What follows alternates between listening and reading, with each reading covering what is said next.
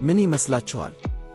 ግድግዳ ስንገነባ ያለ ሲሚንቶ ወይም ያለ ምንም ማጣበቂያ አርገን ብንሰራው አበደ ብላችሁ ታስቡ ይሆናል። ይህ የምትመለከቱት ብሎኬት ሞዱላር ኢንተርሎኪንግ ብሎክ ይባላል። ከአርማታ፣ ከፕላስቲክ ወይም ከሌላ ጋር ተደባልቆ መሰራት ይችላል።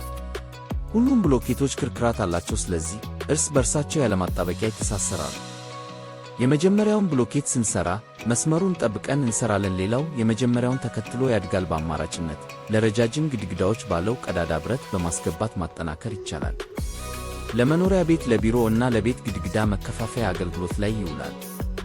ለግንባታ ፍጥነት፣ ለንጽህናው እና እንደገና ሌላ ቦታ ደግመን መጠቀማችን ተመራጭ ያደርገዋል። ዋጋው ውድ ነው። ስንገነባ ልኬት ላይ ጉብዝና ይጠይቀናል እና ከተወሰነ ቁመት በላይ ደግሞ መጠቀም አንችልም።